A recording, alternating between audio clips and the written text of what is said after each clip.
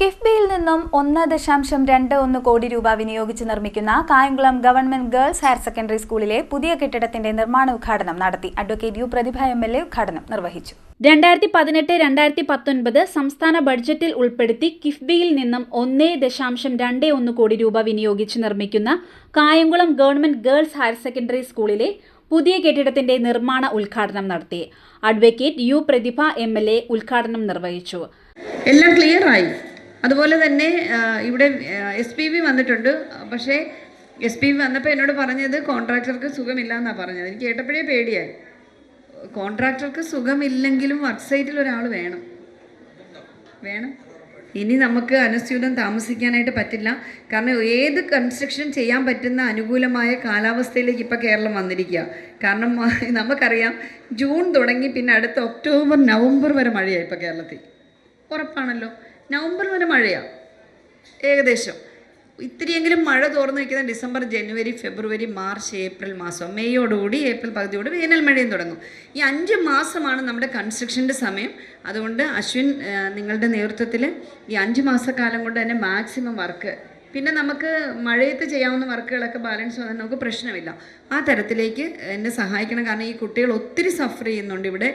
മക്കളെ, ഞങ്ങളുടെ ഒന്നും കുറ്റമല്ല, ഞങ്ങൾ എന്നേ ഫണ്ട് അനുവദിച്ചിട്ടിരിക്കുകയാണ്. ആദ്യം ഒരു ഫണ്ട് അനുവദിച്ച് വന്ന സമയത്ത് ഞങ്ങളോട് PWD പറഞ്ഞത് 1.25 കോടി കൊടുത്തപ്പോൾ അവരെനിക്ക് ബേസ്മെൻറ്റ് കെട്ടിത്തരാമെന്ന് പറഞ്ഞു. ഞാൻ അവിടുന്ന് ഓടിച്ചു. ഞാൻ പറഞ്ഞു വേണ്ട, നിങ്ങൾ പൊയ്ക്കോളാൻ പറഞ്ഞു. ഇവിടെ നീ കോമ്പൗണ്ടേ വിട്ട് പൊയ്ക്കോളാൻ പറഞ്ഞു. വലിയ അടിയായിരുന്നു ഇവിടെ. 1.25 കോടിക്ക് ഒരു ബേസ്മെൻറ്റ് കെട്ടിയാൽ അവർക്ക് ലോജിക്കുണ്ടാവും, പക്ഷേ നാട്ടുകാർക്ക് ലോജിക്കുണ്ടാവില്ല. അവർ പറയും മണ്ണ് അങ്ങനെ കിടക്കുമായിരുന്നു, പ്രശ്നമായിരുന്നു എന്ന് പറയും. ഇപ്പം കായംകുളം KSRTC കെട്ടിടം പൊളിച്ചിട്ട് പുതിയത് പണിയാൻ വേണ്ടി സോയിൽ ടെസ്റ്റ് നടത്തി. പഴയ കെട്ടിടം പൊളിക്കാനായിട്ട് 70 ദിവസത്തോളം എടുത്തു. അത്രയും ബലമുണ്ടായിരുന്ന ആ കെട്ടിടത്തിനുള്ളതുകൊണ്ടല്ലേ അത്രയും ദിവസം എടുക്കുന്നത്. അവിടെ പുതിയ കെട്ടിടം പണിയണമെങ്കിൽ സോയിൽ ടെസ്റ്റ്. ആ സോയിൽ ടെസ്റ്റിനെടുത്തു ഒരു 25-30 ദിവസം.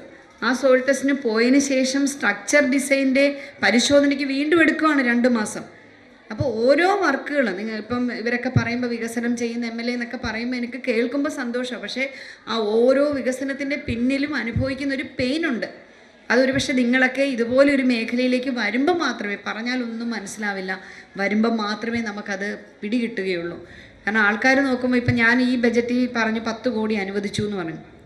ഒരുപക്ഷെ ഇവിടുത്തെ PTA പ്രസിഡൻ്റൊക്കെ താമസിക്കുന്ന ആ പ്രദേശമാണ് ഏറ്റവും കൂടുതൽ വിവാദം ഉണ്ടായിട്ടുള്ള 2 റോഡുകൾ. കാണുമ്പം നമുക്ക് തന്നെ അതിൽ പോകുമ്പോൾ നാണക്കേട് വരും. പക്ഷെ അതിന് ഫണ്ട് അനുവദിച്ചിട്ട് 1 വർഷമായി. ഓരോ പരിശോധനകൾ, പ്രോസസ്സിങ്ങുകൾ. നഗരസഭാ കൗൺസിലർ പ്രമീള ബാബുരാജ് അധ്യക്ഷത വഹിച്ചു. കായംകുളം നഗരസഭാ കൗൺസിലർമാരായ A. Nazeer, Shamila Animon, PTA president Anigar S, vice president Anas Illikkulath, MPTA president Vineetha, principal doctor Biju John, head mistress Jeseena J, R. Madhu എന്നിവർ പങ്കെടുത്തു. കേരള ഇൻസ്റ്റിറ്റ്യൂട്ട് ഓഫ് ലോക്കൽ അഡ്മിനിസ്ട്രേഷനാണ് നിർമ്മാണ ചുമതല. എത്രയും വേഗം നിർമ്മാണ പ്രവൃത്തികൾ ആരംഭിക്കുന്നതിന് വേണ്ട നിർദ്ദേശം ബന്ധപ്പെട്ട ഉദ്യോഗസ്ഥർക്ക് നൽകിയിട്ടുണ്ടെന്നും MLA അറിയിച്ചു. CD Net news, Kayamkulam.